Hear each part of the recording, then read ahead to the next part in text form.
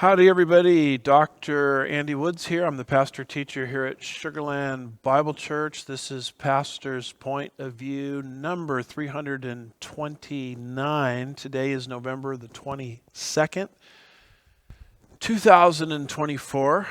And we have a prophecy update for you today. Once again, a very ambitious schedule. If you look at our preview slide, here are the 5 things that we're going to try to work through today. And let's start with the temple.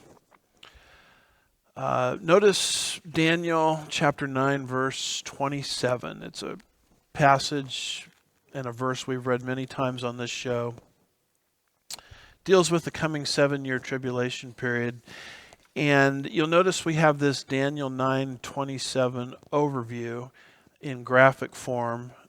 It sort of shows you what's in Daniel 9:27, a very important scripture, by the way. It talks about a tribulation period of 7 years, yet future. It deals with what's going to begin that 7-year clock, what's going to end that 7-year clock, and what's going to happen exactly in the middle of that 7-year time period, which is the desecration of the rebuilt Jewish temple by the Antichrist. Now, quite obviously, you can't desecrate a temple that doesn't exist. So notice this list here, Israel's 4 temples. Israel's first temple was built by Solomon, destroyed by Nebuchadnezzar. Temple number 2 was built by the returnees from the exile and destroyed by the Romans. And ever since that point in time, the nation of Israel has not had a temple. But Bible prophecy demands that that temple must be functioning, it must be up and running at the midpoint of the tribulation period, for the simple reason that it is impossible to desecrate a temple that doesn't exist. So one of the key stage-setting signs for the coming 7-year tribulation period is the rebuilding of temple number 3. As that temple is spoken of, talked about, we know that the tribulation period is approaching very, very rapidly. I've used this analogy before. I've heard other prophecy teachers use this analogy. When you're dealing with God's stopwatch, when the discussion of the world focuses on Israel, you're dealing with the hour hand. When the discussion of the world focuses on Jerusalem, you're dealing with the minute hand. And when the discussion of the world moves to the temple and the Temple Mount, you're dealing with the second hand. And that's the items that are constantly breaking in the news today. Perpetual information about the Jewish ambition to rebuild temple number 3. So with all that being said, notice this article from Newsmax, November the 12th, 2024. It says, Rabbi Glick says to Newsmax, Trump can bring peace to the Temple Mount. Now, the election of President-elect Donald Trump, who will take office January 20th, here in the United States, I believe in certain ways has slowed down the prophetic timescale, because I believe his presidency is going to play a role in keeping the United States of America out of the New World Order. But on the other end of the stick, his presidency has actually caused things to speed up. And one of the things that his presidency is going to do, and is currently doing, is pushing forward this move in Jerusalem to rebuild temple number 3, and also, we'll talk about it a little later, normalize relations between Saudi Arabia and the nation of Israel. More on that later, but first of all, notice this article from Newsmax. It says, Rabbi Glick, president of the Shalom Jerusalem Foundation, told Newsmax on Tuesday that President-elect Donald Trump, like in his first term, will be a promoter of peace in the Middle East, especially in regards to the Temple Mount in Jerusalem. The rabbi says, I do believe that in his term he will have an opportunity to turn Zion, the Temple Mount, as a place of peace. The article concludes when it says, again quoting Rabbi Glick, it's a holy place. And of course, we as Jews, the first and second temples stood there. And today we're living in a time where Muslims have taken over the place and want this place to be exclusively Muslim. Close quote. So notice how this rabbi keeps connecting the rebuilding of Temple number 3 to the ascendancy of Donald Trump to the White House. Now, let's make a few more comments about this. And a lot of the comments that we're going to be making in this particular pastor's point of view deal with the cabinet that Trump is now putting into place. Notice this picture here. It deals with Trump's key staff picks. You know, we're seeing names like Huckabee, Hegseth, Stefanik, Tulsi Gabbard, Tom Homan, Matt Gaetz, Vivek Ramaswamy, Elon Musk.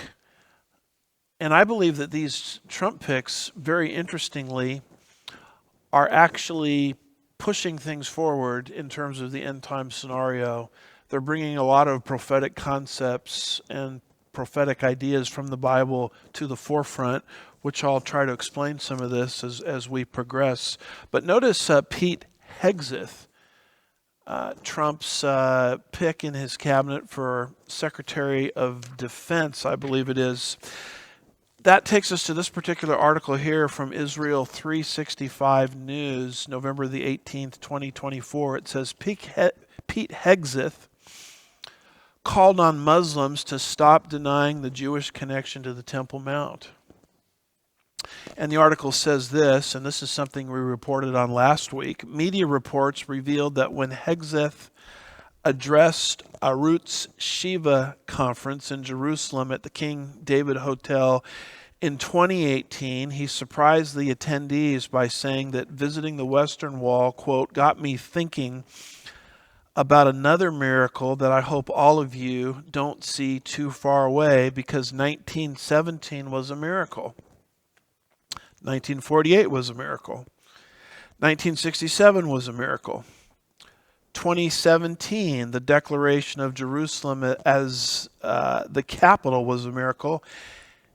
Now listen to this. And there's no reason why the miracle of the reestablishment of the Temple Mount is not possible. Hegseth reiterated his belief in a Jewish temple when he ascended to the Temple Mount in 2019. This is the part of the story that we didn't cover last week, accompanied by Rabbi Richman, who was at that time the international director of the Temple Institute. Hegseth told the rabbi, quote, Muslim leaders and groups deny the temple of the Bible. Why deny history? Worse, why destroy, as has been happening on the Temple Mount, as what has been happening on the Temple Mount in recent years? Because if you deny and destroy Jewish claims to the temple in the old city of Jerusalem, you can justify denying further influence in the city. By denying the temple, you deny the state of Israel. By denying the temple, you rally the outside world to see Israel as an occupying force. After his visit, the article says, to the Temple Mount in 2019, as a Fox News correspondent at the time, Hegseth shared the following, quote, Muslim leaders and groups deny the temple of the Bible. Why deny history? Worse, why deny what's happening on the Temple Mount in recent years? This quote we've read before, but it bears repetition. Because if you deny and destroy Jewish claims to the temple and the oldest city of Jerusalem, you can deny further Jewish influence in the city. The article goes on and it says Tom Nisani, CEO of the Returning to the Temple Mount organization, said, quote, the Trump administration continues to appoint lovers of Jerusalem. Israel and the Temple Mount to key positions in Israel and the city of Jerusalem. Pete Hegseth visited the Temple Mount a few years ago, studied it closely, and was impressed by its importance to the Jewish people. Hegseth is a true friend of the state of Israel, with his heart and understanding in the right place. There is a historic opportunity here to make a change for the benefit of the Jewish people on the Temple Mount and to remove various restrictions on Jews. We embrace it, close quote. This really is an astounding thing that's developing, where one of Trump's cabinet picks, I believe is Secretary of Defense, if I'm not mistaken, in the Trump administration, is on record not just once, not just twice, but actually several times, saying he thinks the rebuilding of Temple number 3 by the Jewish people is a great thing. And so I think his appointment is going to push things forward in the area of Temple number 3. So this would be an example where the Trump administration is not slowing down our progress into the end times scenario. It's dramatically accelerating it. And I, quite frankly, can't think of a time in American history, recent American history, had a cabinet member, the cabinet will be in place and take authority January 20th of next year, who is so aggressive and vociferous and has such an understanding of the Jewish ambition to rebuild Temple number 3. Hegseth's comments show us how close we are to the ultimate unfolding of the 7-year tribulation period. With all of that being said, let me show you a couple of screenshots from the Facebook page of the Temple Institute. The first one involves Hegseth, just posted a couple of days ago. Of course, the Temple Institute, just as a reminder, is the group within Israel that wants to see Temple number 3 built. It says, United States next Secretary of Defense, Pete Hegseth on the Temple Mount, exclamation point. And it says this, President-elect Trump's nominee for Secretary of Defense, Pete Hegseth, with our dear friend Rabbi Richman. He's the key leader, one of the key leaders anyway, in this movement to rebuild Temple number 3, on the Temple Mount back in February of 2019. And then they say this about Pete Hegseth. Pete is a fierce defender of Israel and totally on board with the age-old Jewish desire to rebuild the Holy Temple. We look forward to Pete's Senate confirmation as the United States' next Secretary of Defense. Let me show you this second screenshot from the Facebook page of the Temple Institute. Notice what it says here. It says, the temple fits. Build it, exclamation point. And it says this, this picture of the Holy Temple was superimposed over a photo of modern-day Jerusalem. What a perfect and blessed fit the Holy Temple would be in our lives today. If the temple fits, let's build it, exclamation point. So it's a graphic artist's renditioning, if you will, of exactly what Temple number 3 is going to look like, superimposed over a modern day picture of the Temple Mount. What is this exactly? Well, this is, I would call this a Proverbs 29 verse 18 moment. Remember Proverbs 29 verse 18? It says, without a vision, the people perish. In other words, you can't have a reality come into play unless you have a vision for that reality first. It's got to exist in the arena of the mind and in the arena of the imagination. And a picture like that shows you that the vision is being cast for Temple number 3. And now you have a Trump cabinet member who is completely and totally on board with the construction of Temple number 3. Now, in the old days, when you would do prophecy updates, you would be hard-pressed to find anything in the news over the course of, let's say, a given week that was significant prophetically. And what you're seeing now in the news are things that are constantly prophetically significant. And they're not just prophetically significant, but they deal with the heart of Bible prophecy, which is the rebuilding of temple number 3, which has to be functioning midway through the tribulation period. So the fact that these types of articles and news reports are accelerating shows us how fast we're moving to the 7-year tribulation period, or the 70th week of Daniel. Let's go to our second bullet point here, and it has to do with the world against Israel. Notice Zechariah chapter 12, verse 3, a prophecy given concerning the nation of Israel 2,500 years ago. It says, "It will come about in the last day that I," that's God, "will make Jerusalem a heavy stone for all the nations, and all who lift it will be severely injured, and all the nations of the earth will be gathered against it."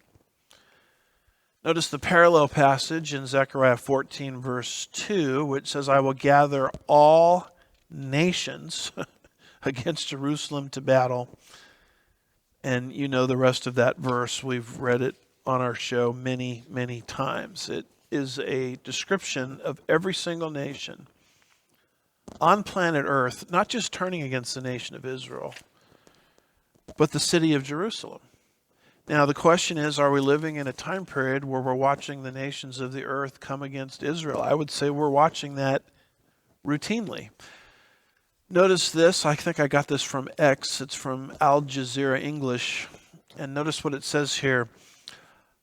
Around 100 protesters have blocked staff from entering the Collins Aerospace factory in Canada, demanding that the company stop selling weapons components for military aircraft bound for Israel, according to a statement released by activists. So these folks, and apparently there's 100 of them, are engaging in a formal boycott, physical obstruction for weapons going to Israel to allow them to root out, terrorism in Gaza. Notice this particular news clip from yahoonews.com. It's from the Jewish Insider. It says, J Street, marketers in other words, J Street urges senators to stop support resolutions blocking, notice that language there, blocking U.S. arms to Israel. And this is so typical of what's happening today. I mean, you're literally seeing almost a worldwide boycott against weapons going to Israel to allow them to root out terrorism within Gaza. Notice this also from X. This is from the War Monitor. It says, breaking. The Biden administration has sanctioned Amana, Israel's leading settlement development group, citing its role in unlawful settlement expansion and the seizure of Palestinian land in the West Bank. This sanction aligns with President Biden's February executive order to curb activities threatening peace and stability in the region. And that particular screenshot is from a November the 18th article. The J Street article was from November the 18th. The prior piece that I gave concerning what's going on in Canada is November the 19th. And what's my point? My point is these are all very recent developments. The worldwide hatred against Israel is accelerating exactly like the prophet Zechariah predicted. So here's the Biden administration, and let's put our map up of the so-called West Bank, sanctioning companies for operating in that area. Why are they sanctioning companies for operating in that area? Because they believe that's occupied territory, disputed territory. It's none of the sort. I would prefer to call that territory liberated territory. It's a territory that the nation of Israel won in a war of self-defense going back to 1967. And it's a plot of area, the so-called West Bank that you can see there, which is crucial for Israel's defense, because without it, Israel's width would be reduced to less than 10 miles. Here is another picture of it. It gives the more appropriate or proper name, Judea and Samaria. But what the Biden administration is doing is sanctioning companies within its ability to do so that are operating in that territory, because the Biden administration doesn't want that territory to be considered part of Israel. They want it to be considered international land or Palestinian land, and they're pushing this two-state solution. By the way, will this two-state solution work? No, because southwest portion of the map, you see Gaza. That's a territory that the Israelis gave away in 2004. How well did that work for them? Not very well at all. The inhabitants of Gaza, once they got control of that area, had won and only one election. They elected Hamas in 2005, and ever since then have used it as a beachhead for terrorist activity. That, in essence, is what will happen if the so-called West Bank or Judea and Samaria is relinquished to the Palestinians. If the two-state solution doesn't work in tiny Gaza, how in the world can anybody in their right mind think it would work in that larger area called the West Bank or Judea and Samaria? But that's not how the Biden administration thinks. Give that area back to the Palestinians and world peace will break out. And so companies within its jurisdiction or within its power that it has the ability to sanction, we're going to sanction them because they're operating in illegal territory in the Biden administration's mind. This is just another example of the world turning against Israel like God said they would. Ben and Jerry's ice cream. We don't have a newspaper clipping on that today, but in the past we've talked about how Ben and Jerry's ice cream won't even operate in that area because they don't consider that Israeli land but illegally seized land. So my point is, watch Zechariah's prophecies very carefully and watch the posture and attitude of the world towards Israel. The world is turning against Israel. And in fact, the world is turning against Israel so much that Donald Trump, our president-elect, is now under fire. Notice this article from Reuters. This one is dated November the 15th, 2024. It says, Trump's pro-Israel cabinet picks upset Muslims who voted for him. Notice what this particular article says. U.S. Muslim leaders who supported Republican Donald Trump. Let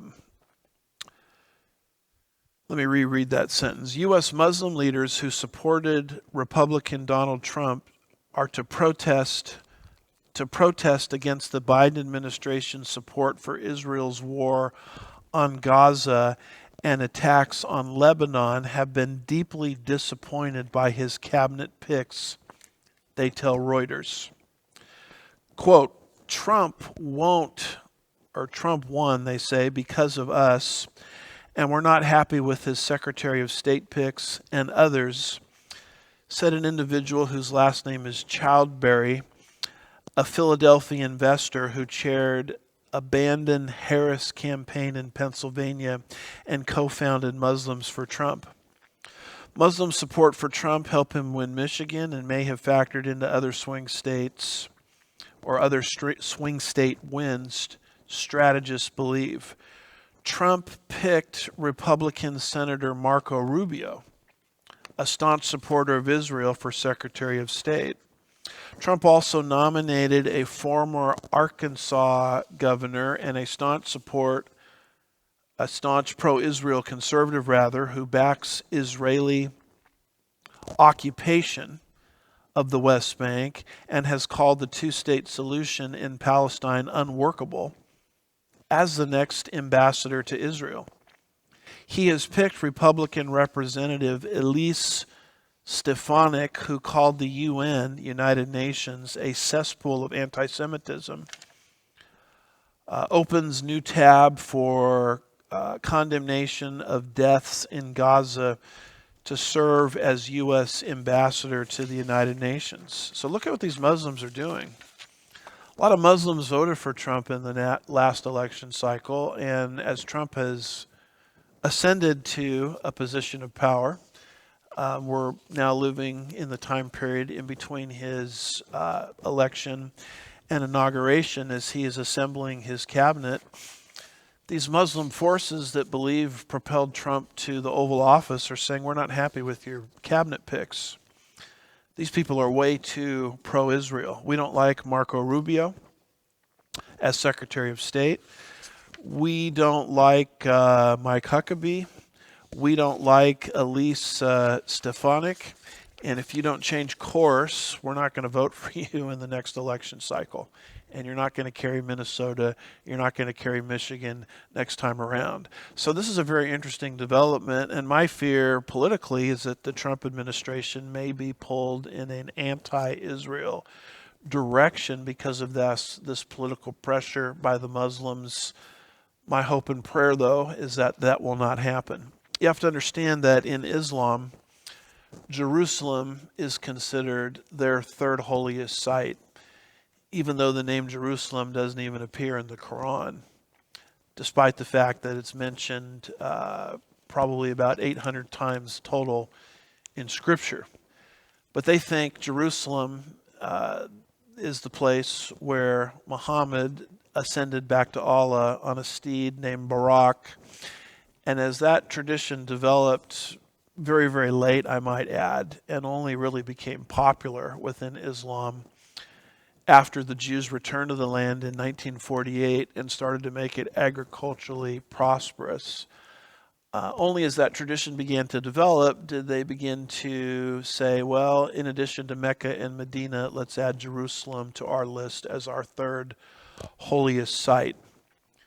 That's why when you watch Muslims praying on the Temple Mount, their heads are faced towards Mecca and Medina.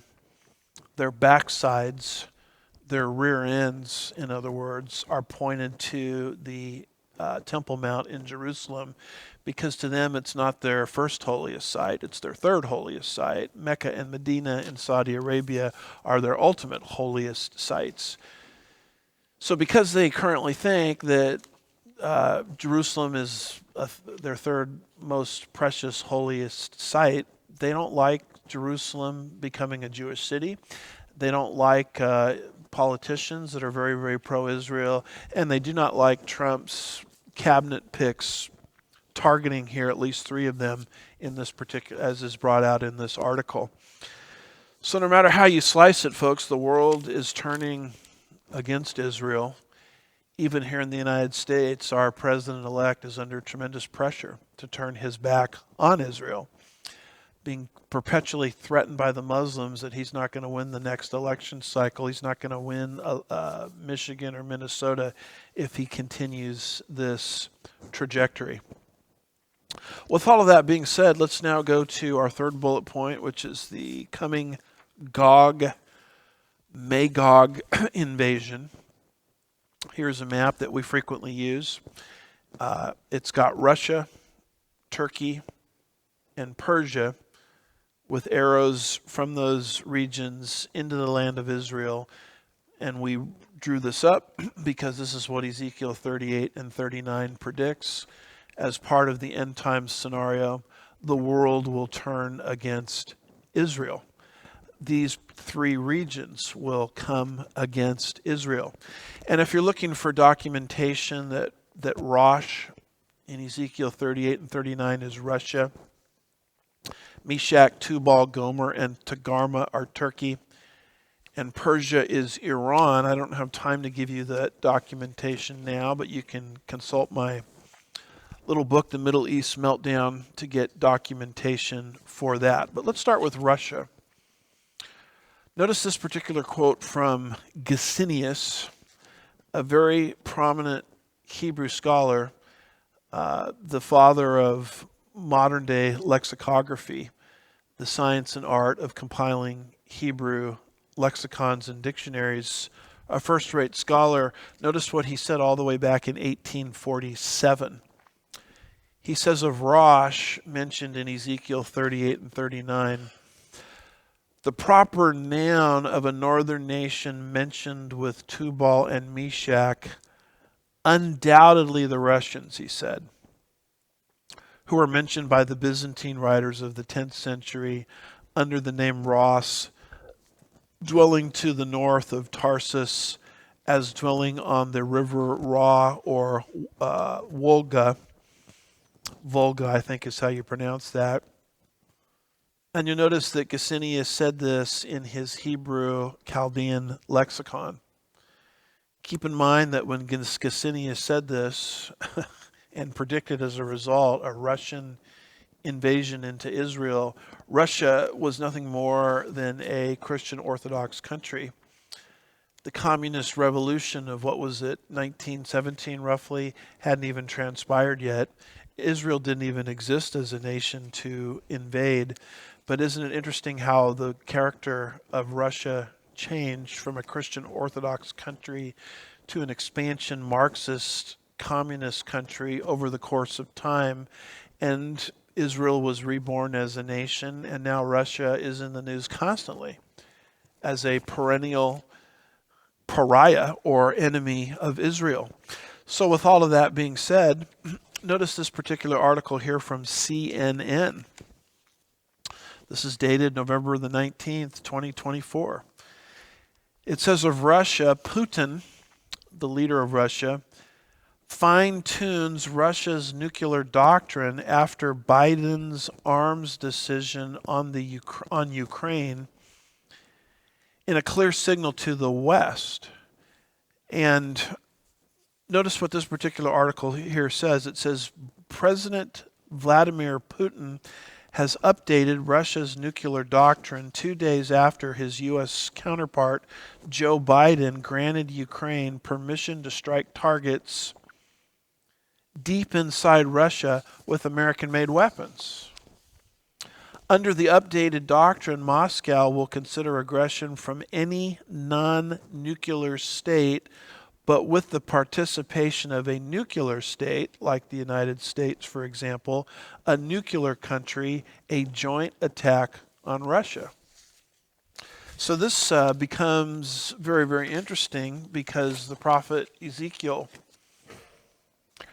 2,600 years ago, if Gesenius' interpretation of Rosh in Ezekiel 38 and 39 is accurate, he said, look, Russia is going to become bellicose, it's going to become belligerent, and it's going to become expansionistic in the end times. And practically every headline that we read today, particularly things that have happened within the last few days or the last few weeks, indicate that Russia is as threatening, as aggressive as ever. And here you have the Biden administration telling Ukraine, okay, weapons we send you, you can now fire into Mother Russia. Russia says, if you do that kind of thing, Ukraine, and you're getting weapons from a nuclear power like the United States of America, we've just upgraded our nuclear options. Here is what the end of the article says. It says, although Trump has not yet commented on Biden's decision, his son, Donald Trump Jr., has criticized it. Quote, the military-industrial complex seems to want to make sure they get World War III going before my father has a chance to create peace and save lives.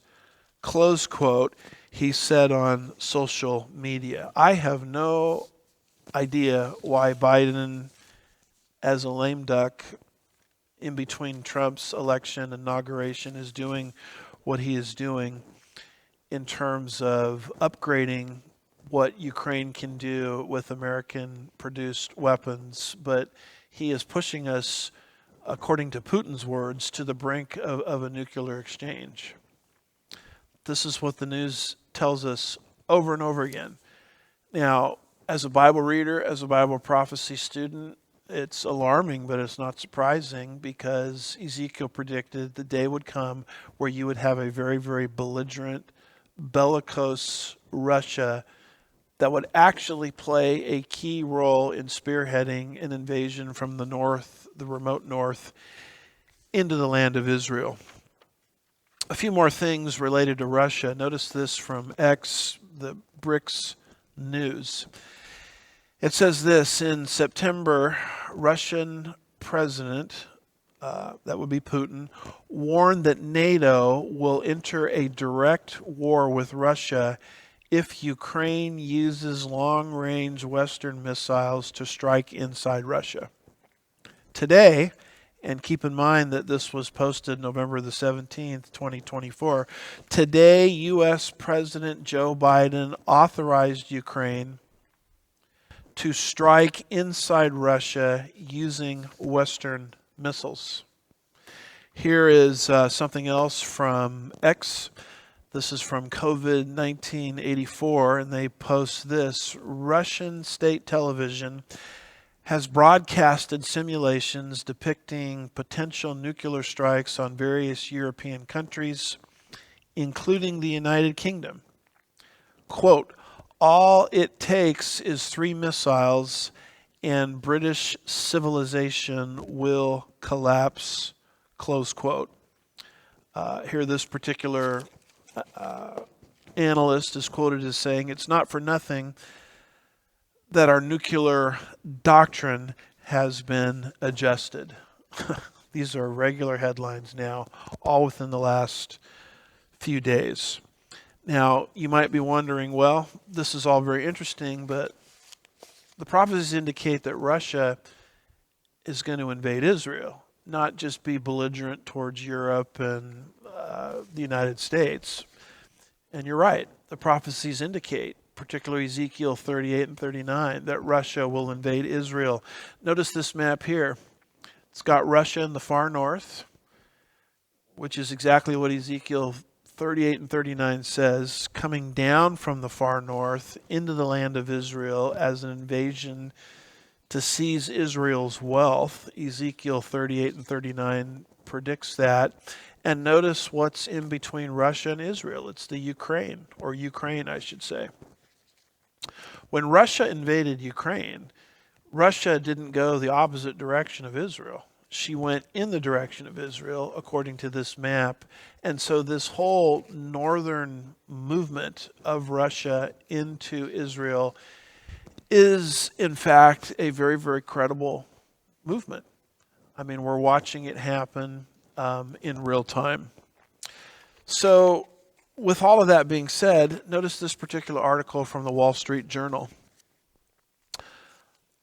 This one dated November the 19th, 2024. It says, Israel finds large troves of Russian arms in Hezbollah's hands. Some of the weapons in Lebanon, which include modern anti-tank missiles, have come from Russian stockpiles in neighboring Syria. So this becomes very, very fascinating because here you see Russia involvement with Hezbollah, which is an anti-Israel group. In fact, Russia, according to this article from the Wall Street Journal, very recent article, is arming Hezbollah, which is anti-Israel. So what you're seeing break out on the world stage is not just an aggressive and expansionistic Russia. What you're seeing is an anti-Israel Russia, where Russia is arming Israel's great enemy, Hezbollah. Notice what the article says. As Israel advances its invasion of southern Lebanon, its troops are finding large troves of Russian weapons, confirming long-standing suspicions in Israel, that Hezbollah is enhancing its fighting capacity with the help of sophisticated Russian arms. Some of the weapons, which include the modern Kornet anti-tank missiles manufactured as recently as 2020, were sent to southern Lebanon in recent years from Russian stockpiles in neighboring Syria, according to Syrian security officials and an Arab official. Russia has long provided arms to Syria's military, as well as controlling its own warehouses in the country. So look at how Russia is on the move, not just as an expansionistic power, but arming Israel's enemies, moving from the north into Ukraine, I would say that the whole scenario that Ezekiel gives in Ezekiel 38 and 39, which made no sense in Ezekiel's day, it made no sense in 1847 in Gesenius's day. The scenario today in our day makes perfect sense. The map we had up earlier indicates Turkey as a major player in these things as well. Notice this particular article from the Global Times. Again, a recent article, November the 14th. It says Turkey's Erdogan announces cutting off relations with Israel. Now, I want you to understand that Turkey was once the place where Israelis took their vacations. Turkey was a friend of Israel.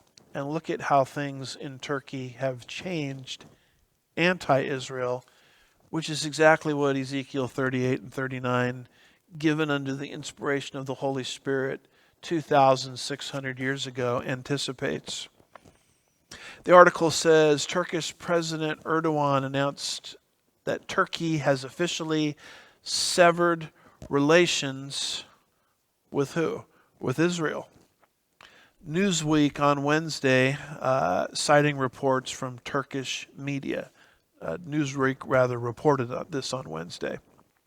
Here's what Erdogan said, quote, "We, as the state and government of the Republic of Turkey, have cut off relations with Israel. We do not have any relationship with Israel at this point."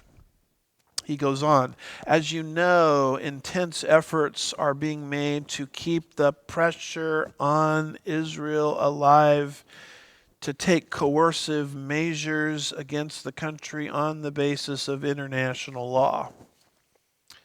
So not only have they cut off relations with Israel, but they're keeping the pressure on Israel, trying to keep coercive measures on Israel. The article says Erdogan's remarks, if confirmed, do not appear to be a momentary impulse, but rather a result of accumulated grievances. Now, you probably know that they've cut off trade relations with Israel already, and any history or political science I ever sat under, in my education, they always taught us that a trade war was a prerequisite to a physical war. And now it seems to have gone to the next level where they're breaking off any kind of relationship with the nation of Israel. I mean, if I had sat here 30 years ago, or 25 years ago, 20 years ago, and said Turkey is going to completely sever relations with Israel, you would have thought I was stark raving mad. But I could make such a bold prediction probably because of what Ezekiel 38 and 39 says. Now we're living in a time where once something seems so incredible, insane, for anybody that would dare articulate it, is now normative in our news feeds. And we bring these things to your attention in a prophecy update to show you how close humanity is moving towards God's preordained end time program. Here is something else that we found on X. This is from the World Crisis Tracker. It says, breaking news, Turkish President Erdogan confirms that Turkey blocked the Israeli president's plane from entering Turkish airspace. Again, very recent article, November the 19th, 2024. So they're now not even allowing an Israeli plane, not just any plane, by the way, but the plane of the president. You can't use Turkish airspace whatsoever. And so the whole relationship between Israel and Turkey, which used to be a warm relationship, not only has it dissolved, but it's becoming increasingly hostile. And that's what Ezekiel said would happen. This type of hostility has to exist on the eve of this predicted invasion in which Turkey, along with Russia and Iran, are major players. Speaking of Iran or Persia, the same exact trajectory is happening in Iran. Iran pre-1979 was an ally of the West and an ally of Israel. Boy, how things have changed there. As the Shah was deposed in 1979 and replaced by the Ayatollah, and Iran became a Shiite Islamic theocracy, the so-called People's Republic of Iran, an Islamic republic, we would put it that way. And the relationships between Iran and Israel are extremely hostile. I mean, twice this year, Iran took off the mask. She's not working through Hezbollah anymore. She's firing projectiles from her own country into Israel. That happened not once this year, but twice this year. And you watch these things and you say, well, this is terrible, but at the same time, it's predicted. Persia or Iran, which used to be a friend of Israel, would become hostile to Israel. But notice this from All Israel News. Notice this particular headline. It says, new Israeli Foreign Minister Saar warns Iran is moving closer to the bomb. Military operation possible if necessary. And this is Saar, who's giving his first U.S. or Israeli interview to All Israel News and the Trinity Broadcasting Network. Notice the date of this, November the 14th, 2024. I mean, would you ever think you'd live in this kind of a world where a Shiite Islamic theocracy whose theology is such that we must create disturbances in the world to bring the 12th Imam back? A group like that, a nation like that, which used to be a friend of Israel, is on the precipice of going nuclear. And people want to tell me, well, we're really not living in the last days at all. People that say that obviously haven't looked into the issue very carefully. Iran is on the exact prophetic trajectory that Ezekiel predicted, as is Russia, as is Turkey.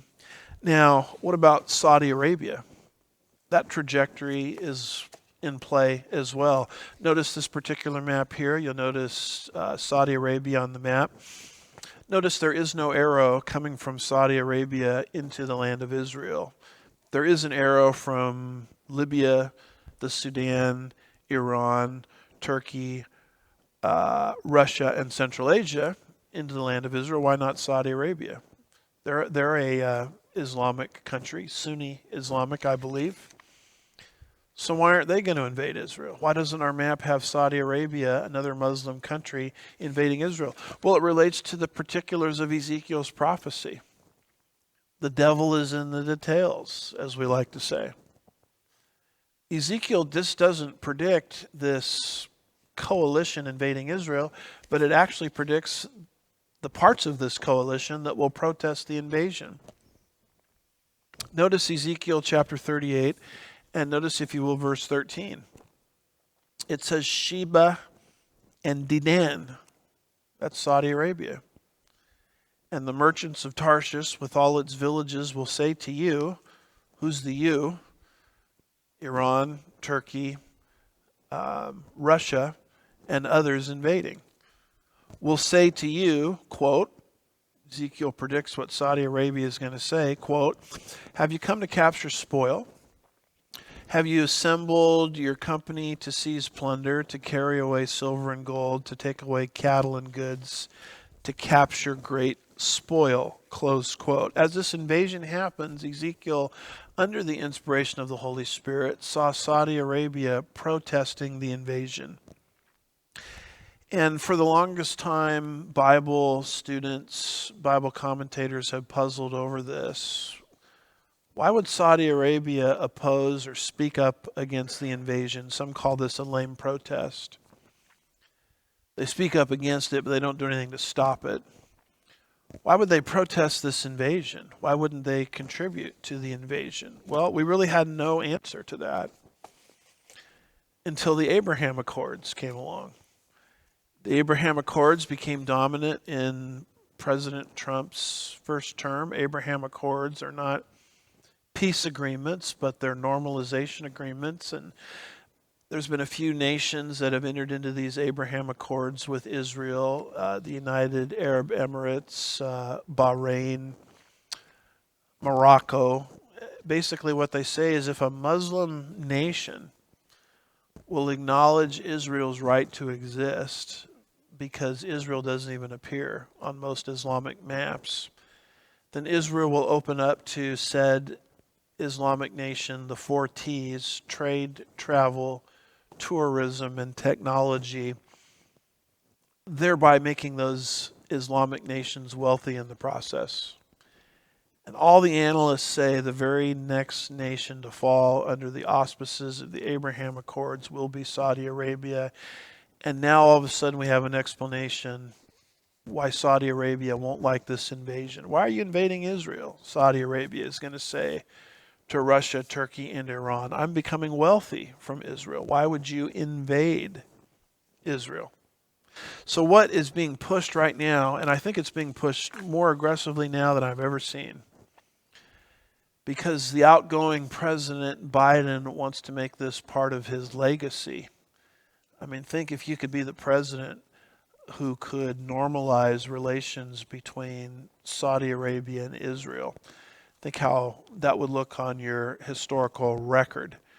So it's right now as I speak, before Trump enters the Oval Office January 20th, right now in this interim period between Election Day and Inauguration Day, the United States is pushing as aggressively as I've ever seen Saudi normalization with the nation of Israel. With all of that being said, notice this article from jns.org, very recent, November the 17th, 2024.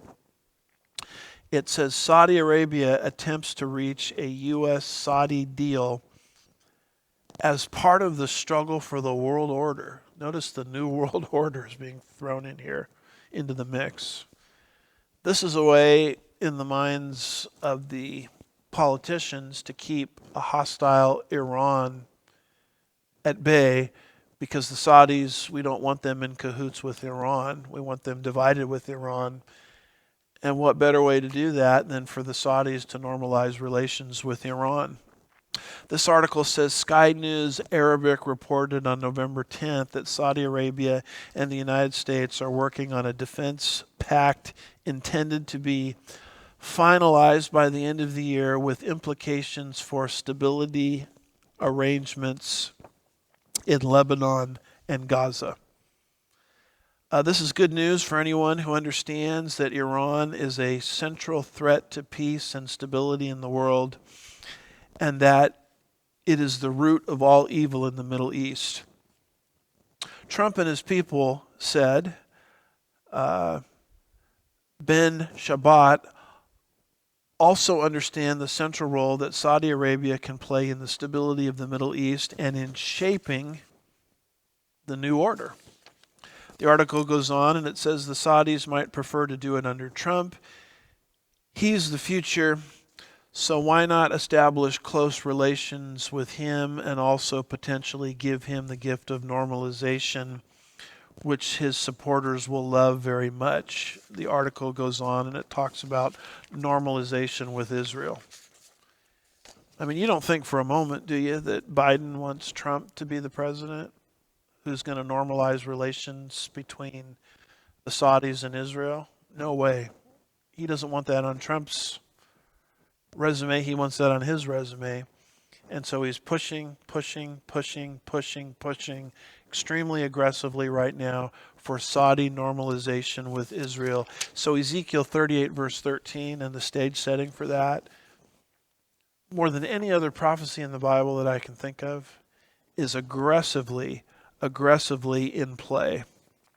Notice also this particular article from Ynet News. Again, look how recent this article is, November the 18th, 2024. It says Trump ally Senator Lindsey Graham is in the region to jumpstart Saudi normalization. In fact, as recently as the 20th, there's an actual clip that you can find on X of Graham, Senator Lindsey Graham, having returned to Saudi Arabia, speaking in the Senate, calling for the U.S. to broker this relationship now of normalization between the Saudis and the Israelis. At any rate, the article says U.S. Republican Senator Lindsey Graham touched down in Israel over the weekend with hopes to restart negotiations for a normalization deal between Saudi Arabia and Israel that has stalled after the October 7th massacre, October 7th of last year, and the ensuing war even before Trump takes office to ensure a 2/3 Senate majority to pass the U.S.-Saudi Defense Pact. Let's get this fixed, and let's get this fixed right now. Now, as all of this is happening, I want to throw China, if I could, into the mix. China, I believe, is that giant king of the East spoken of in Revelation 9 and Revelation 16. It would be trumpet 6, not trumpet 5, okay? Because people are telling me trumpet 6 is demons. It's demonically influenced, but I don't think they're demons. I think it's a human army. And generally, people don't have that straight because they're merging in their mind trumpet number 5 with trumpet number 6. Trumpet number 5 is clearly demons because they come out of the abyss, which is a holding tank for fallen angels. But Revelation 9 is trumpet 6, not number 5, where a giant army of 200 million crosses the Euphrates River. We have to factor that in with the end process, Revelation 16, bowl judgment number 6, where the Euphrates River is supernaturally dried up to prepare the way for the kings of the East. And as this giant army is doing its march and headed to northern Israel to participate in the final battle known as the Battle of Armageddon, this army decimates 1/3 of the earth's population. I'm of the persuasion that this army, it could very well be China. A lot of people say, well, that's the discredited Hal Lindsey prediction. Yeah, that is mentioned in Hal Lindsey's book, but the view predates Hal Lindsey. It goes back to a authentic Bible scholar, the dean of all prophecy scholars, Dr. John Walvoord. Dr. John Walvoord said that this giant army could very well be China, and he made that statement in his Revelation commentary in 1966 as he was commenting on trumpet judgment 6 and bowl judgment number 6. Notice what he says. This is trumpet judgment 6, Revelation 9. He says, if considered a literal enumeration of the army, it could represent the largest armed force ever known to man. Considering the millions of people in the Orient, the literal interpretation is not impossible, especially in view of the population explosion. Then he goes on and he talks about bowl judgment number 6. Trumpet 6, the beginning of the march. Bowl judgment number 6, sort of the end of the march. The Euphrates River has to be dried up under satanic power to expedite this path of this giant eastern army. It says the passage is best understood as referring to the kings of the east, literally of the sun rising, referring to the oriental rulers who descended upon the Middle East in connection with the final world conflict described a few verses later. The reasons seem to be weak for taking this prediction in other than its literal meaning.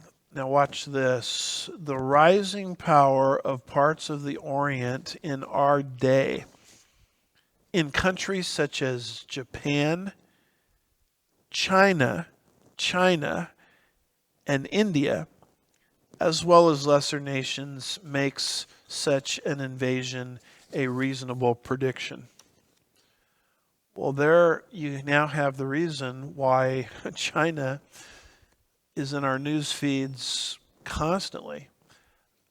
China has a role, according to Dr. John Walver, to play in the end times. I mean, if all of these prophecies are true, as we get closer to the end of the age, expect a belligerent, bellicose, expansionistic, anti-Western, anti-Israeli, anti-Israel China. And that's exactly what we have.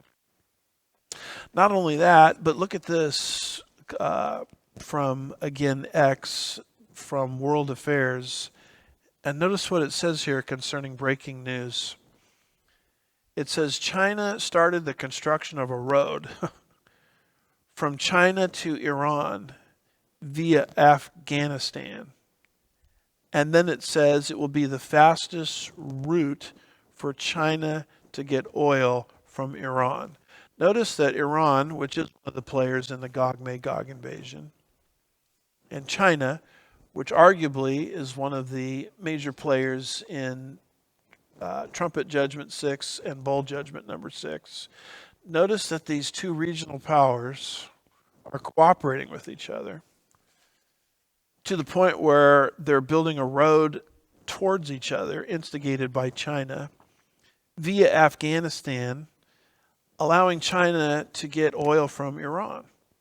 So all of these players that we're talking about here, whether it's Russia, Turkey, Iran, China, not only are they aligned exactly like God said they would be at the end of the age, but they're all cooperating with each other. Almost every breaking news item you look at today describes this cooperation. Here's China building a road to Iran via Afghanistan, so that China's oil supplies, oil needs, I guess I should say, are met.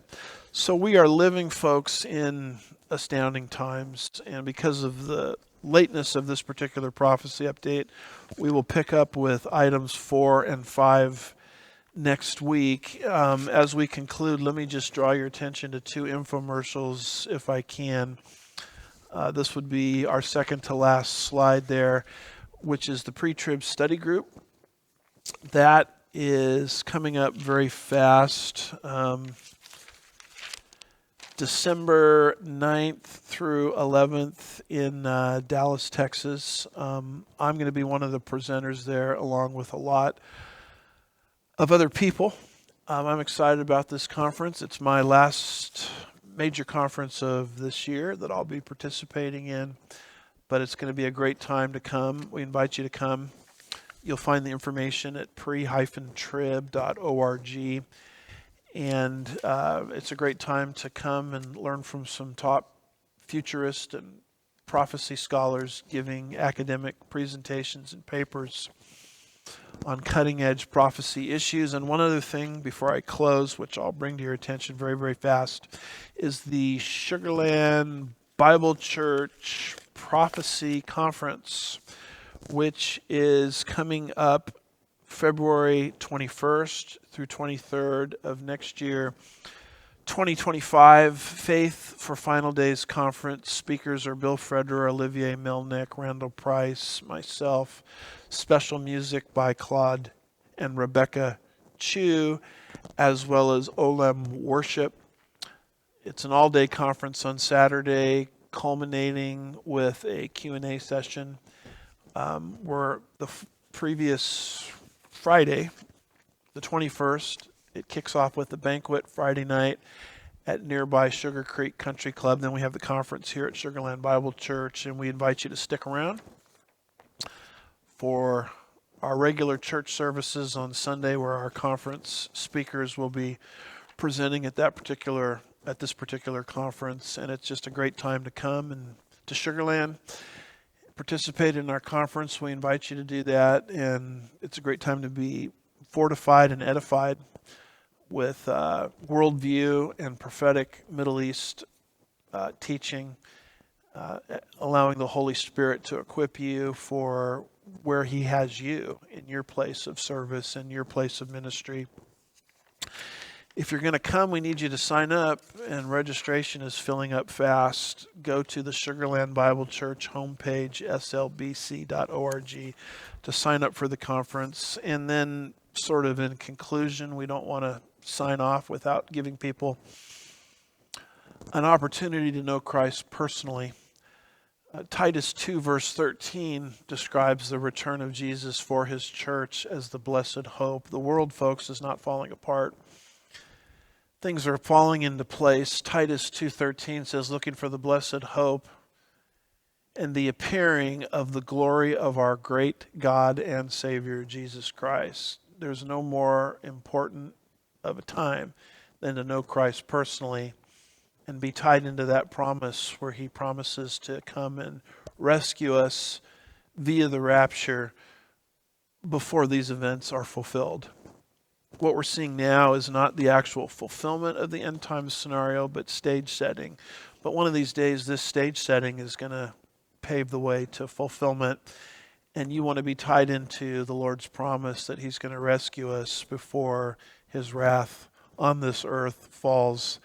And the only way to be tied into that promise and countless other promises that God gives you is to trust, which is another way of saying believing.